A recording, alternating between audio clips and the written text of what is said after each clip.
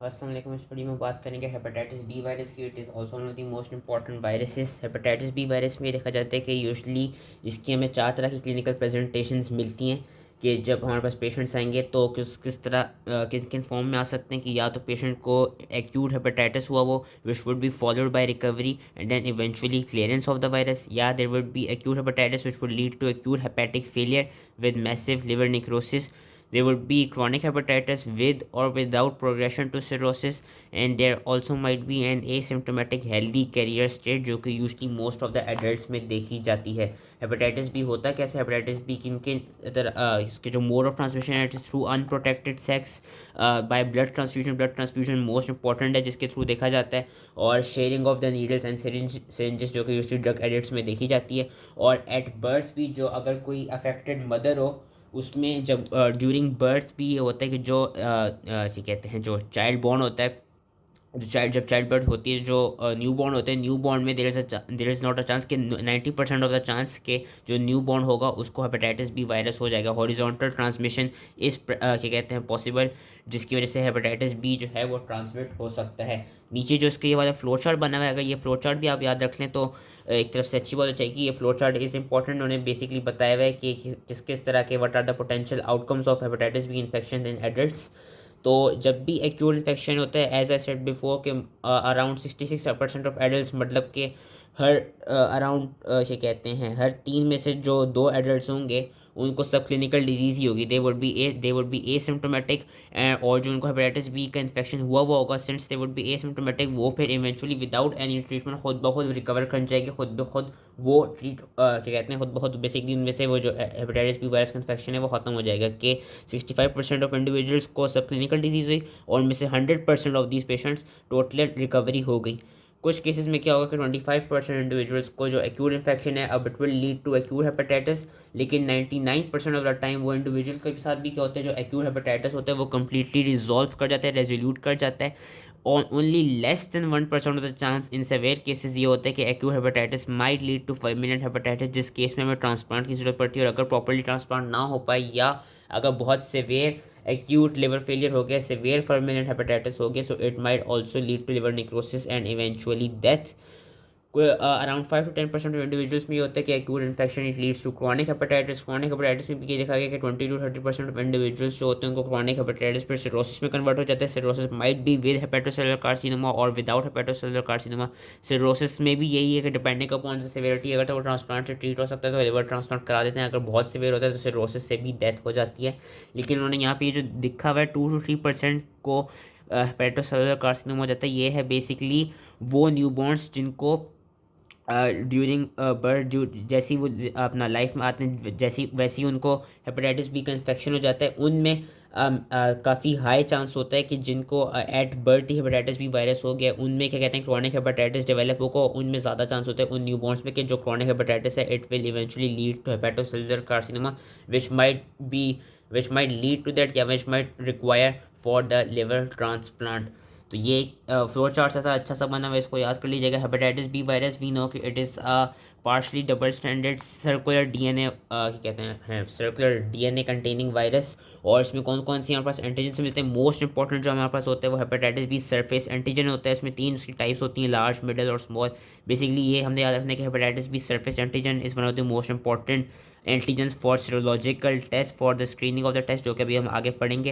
Hepatitis B core antigen होता है जिसका रोल क्या, it plays a role in assembly of complete basically role in assembly of the complete virions. और साथ में कोर एंटीजन के साथ एक और हमारे पास एंटीजन होता है जिसका नाम होता है hepatitis B E antigen. E antigen का as we know from our third year knowledge it is the most important finding to know the transmissibility of the hepatitis B virus. ये बेसिकली हेपेटाइटिस बी ई का antigen यही बताता है कि if जो वो hepatitis B virus है वो ट्रांसमिसिबल है या वो ज़्यादा इन्फेक्टिव है या नहीं।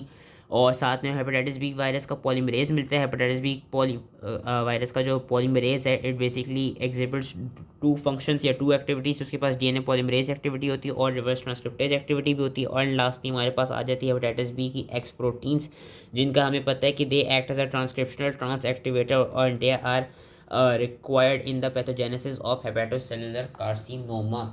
हेपेटाइटिस बी वायरस का यही है कि वो जो हेपेटोसाइट्स पे एक बाइल सॉल्ट ट्रांसपोर्टर होता है which is known as sodium taurocholate cotransporting polypeptide, उनको साथ जाके बाइंड करके वो हेपेटाइटिस बी कह रहा हूँ हेपेटोसाइट्स के अंदर एंटर हो जाते हैं, वहाँ पे वो न्यूक्लियस के साथ जाके बाइंड करती है उसकी डीएनए। हेपेटाइटिस बी वायरस की रेप्लिकेशन होती है थ्रू रिवर्स ट्रांसक्रिप्टेज, और इसमें भी जो हेपेटोसाइट्स का डैमेज है वो ये देखा गया कि मैक्सिमम जो डैमेज होता है वो इसीलिए होता है क्योंकि जो CD8 साइटोटॉक्सिक लिम्फोसाइट्स होते हैं वो आके जो इन्फेक्टेड सेल्स हैं उनकी डेथ करा देते हैं। अब हम आ जाते हैं क्लिनिकल फीचर्स पे, जो कि मोस्ट इम्पॉर्टेंट बेसिकली चीज़ है जिससे रिलेटेड सवाल आते हैं, SCQ भी आ सकते हैं, MCQs भी आ सकते हैं। इन्हीं क्लिनिकल फीचर्स पे ही कोई केस दे देंगे उससे रिलेटेड। ये दो ग्राफ्स हैं, these two graphs are very important.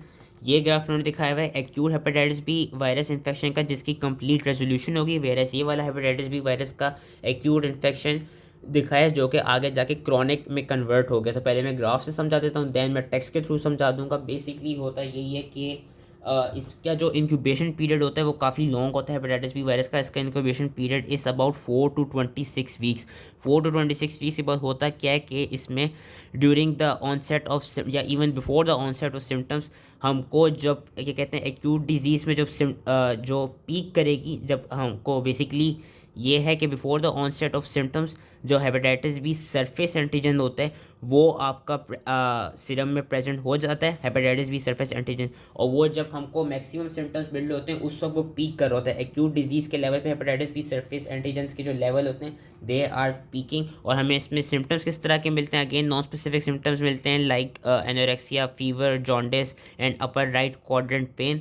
इसमें होता ये कि उन दोज इंडिविजुअल्स जिनकी एक्यूट इन्फेक्शन के बाद कंप्लीट रेजोल्यूशन हो जाती है, उन इंडिविजुअल्स में क्या होता है कि जो हेपेटाइटिस बी सरफेस एंटीजन है एक्यूट डिजीज़ के लेवल पे वो पीक कर रहे होते हैं। पीक करने के बाद वो यूजली 12 हफ्तों के बाद या 24 हफ्तों के बाद हेपेटाइटिस बी सरफेस एंटीजन क्या करता है, इट डिक्लाइंस और वो सीरम से बेसिकली ख़त्म हो जाता है। एंड जैसे ही hepatitis B surface antigen serum से ख़त्म हो जाएगा तो हमें क्या मिलेगा, हमें सीरम के अंदर anti hepatitis B surface antibody, मतलब हेपेटाइटिस बी सरफेस एंटीजन के खिलाफ जो एंटीबॉडी होती है वो हमें प्रेजेंट मिलती है आफ्टर द ये कहते हैं elimination of hepatitis B surface antigen. होता ही है हमारी बॉडी में जो anti-HBs है which is basically antibody to hepatitis B surface antigen, वो हम देख भी सकते हैं कि वो हमको फिर क्या कहते हैं सीरम में मिलने लग जाती है जैसे ही हेपेटाइटिस बी सरफेस एंटीजन ख़त्म हो जाते हैं। एंड ये जो anti-HBs होती है it basically persist for life, और ये एक तरफ से लाइफ लॉन्ग हमको इम्यूनिटी प्रोवाइड करती है। जब हमको तभी होगा जब कंप्लीट रेजोल्यूशन हो जाए। वेयर एज अगर एक्यूट से क्रॉनिक हो जाए तो एक्यूट से क्रॉनिक में हम देख सकते हैं कि जो हेपेटाइटिस बी सरफेस एंटीजन है it also persist for life, एक तरफ से कह लें कि दे परसिस्ट। और इस केस में हमको जो anti-HBs होती वो हमको नहीं मिलती। क्रॉनिक जब एक्यूट से क्रॉनिक डिजीज़ हो जाए तो उस केस में हमको anti-HBs प्रेजेंट नहीं मिलती। और साथ ही ये भी देखा गया कि कभी कभार ऐसा होता है कि जब एक्यूट से कंप्लीट रेजोल्यूशन हो जाती है sometimes it might take weeks और it might takes years for anti-HBs to appear. तो उस केस में हम क्या करते हैं, उस केस में हमारे पास डायग्नोसिस के लिए कौन सा इंपॉर्टेंट मार्कर होता है, उस केस में हमारे पास मार्कर आ जाता है IgM anti core, basically IgM hepatitis B core antibody, वो हमारे पास मार्कर होता है। उस केस में जब हमारे पास सरफेस एंटीजन एब्सेंट हो जाए और हमारे पास सरफेस एंटीबॉडी ना मिल रही हो तो हम किसको डिटेक्ट करते हैं, हम डिटेक्ट करते हैं कोर एंटीबॉडी को which is your IgM core antibody. ये भी देखा गया है कि एक्यूट में भी और जब एक्यूट से क्रॉनिक भी जा रहा होगा उस केस में हमको हेपेटाइटिस बी वायरस का DNA और हेपेटाइटिस बी एंटीजन वो भी क्या कहते हैं पॉजिटिव मिलेगा। एंड ये hepatitis B antigen and hepatitis B virus की जो DNA है दे बेसिकली इनकी प्रेजेंस बेसिकली डिटेक्ट के इसका जो बेसिकली इट सिग्निफाइज कि हमारी बॉडी के अंदर अभी एक्टिव वायरल रेप्लिकेशन हो रही है। और हेपेटाइटिस बी एंटीजन का हमें ये भी पता है कि it is an important indicator for transmissibility for infectivity and it also depicts के कंटिन्यूड वायरल रेप्लिकेशन हो रही है। और कभी कभी ये भी देखा गया है कि हेपेटाइटिस बी का antigen is an important marker for us to detect if whether जो एक्यूट हेपेटाइटिस है वो क्रॉनिक की तरफ प्रोग्रेस करेगा या नहीं करेगा। अब जो इसमें anti-HBe है यानी हेपेटाइटिस बी एंटीजन के खिलाफ जो एंटीबॉडी मिलती है वो क्या करती है, वो एक्यूट इन्फेक्शन के लेवल पे पीक करती है और जैसी एक्यूट से वो रेजोल्यूट हो जाता है तब उसकी भी वो जो लेवल्स होते हैं वो कम होने लग जाते हैं। मतलब ये कि जब एक्यूट डिजीज़ होगी, ये सिर्फ तभी होगा जब एक्यूट से रेजोल्यूशन हो जाती है वायरस की, कि जब एक्यूट डिजीज़ है उस वक्त हम देख सकते हैं कि एकदम से जो आपकी ई एंटीजन के खिलाफ एंटीबॉडी है, इट बिगन्स टू पीक, और जैसी रिकवरी वाला स्टेज आ जाती है, रेजोल्यूशन वाली स्टेज आ जाती है, उसके लेवल्स भी आहिस्ता आहिस्ता कम हो जाते हैं। वेयर एस अगर एक्यूट से क्रॉनिक जा रहा होता है तो क्रॉनिक में हमें क्या मिलता है, क्रॉनिक में हमें ज़्यादातर एंटी HBE की प्रेजेंस नहीं मिलती, या अगर मिलती भी है तो it usually develops later on in life, basically months या ईयर्स के बाद हमको एंटी HBE के लेवल्स मिलते हैं। वरना हमको क्रॉनिक, जब एक्यूट से क्रॉनिक में चली जाती है डिजीज़, तो उस केस में हमें HBE के लेवल्स नहीं मिलते। यही चीज़ इन्होंने इन दोनों ग्राफ्स में दिखाई हैं। ये आई होप इसी समझ में आ गया हूँ। मैं एक दफ़ा टेक्स्ट से पढ़ लेता हूँ। ये जो total anti HBCS, total anti HBC is basically your both IgM and IgG to your core antigen. अब हम इससे से पढ़ लेते हैं कि जो हेपेटाइटिस बी सरफेस एंटीजन है, it appears before the onset of symptoms and it peaks in acute symptomatic disease in those who clear the infection, यानी दोस्त जिसमें एक्यूट्स के बाद रेजोल्यूशन हो जाएगी। The hepatitis B surface antigen it often declines to undetectable levels in 12 weeks but can be present for as long as 24 weeks. मतलब 12 या 24 weeks के बाद it will eventually disappear. And by contrast जो hepatitis B surface antigen है, it persist in those cases which will progress to chronicity, जो कि मैंने यहाँ पे बता दी। तो यहाँ पे हम देख भी सकते हैं कि hepatitis B surface antigen is present in, क्या कहते हैं, क्रॉनिसिटी के लेवल तक। आगे उन्होंने क्या बताया है कि जो एंटी HBS एंटीबॉडी होती है, it begins to rise following the resolution of acute disease generally after the disappearance of HBS antigen, जो कि हम यहाँ पे देख सकते हैं जैसे ही एंटीजन ख़त्म हुआ वैसे ही फिर एंटी HBS ने राइज करना शुरू किया। In some cases, the appearance of anti-HBs antibody is delayed until weeks to months after disappearance of surface antigen, and in such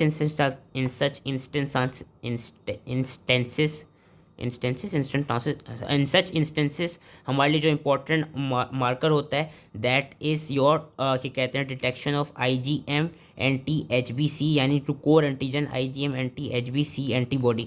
anti-HBS antibodies they tend to persist for life, और जिसकी वजह से हमको फिर वो एक तरफ से लाइफ लॉन्ग इम्यूनिटी मिल जाती है। और anti-HBS antibodies are not produced in cases which will progress to chronic liver disease. जो HBE एंटीजन है, HBV DNA और HBV DNA पॉलीमरेज है, they signify active viral replication and persistence of HBE antigen is important indicator of continued virus replication, infectivity and probable progression to chronic hepatitis. And lastly उन्होंने ये बताया है कि जो anti-HBE antibody है, it signifies that acute infection has peaked and is on the when, मतलब acute infection अब ख़त्म हो रहा है। whereas in cases which progress to chronic infection, anti-HBE antibody is not produced or it appears only late in the disease course। जिस तरह हम यहाँ पे देख सकते हैं कि ये काफ़ी लेट प्रोड्यूस हो रही है। तो आई होप ये इजीली समझ में आ गया हो, एंड थैंक यू।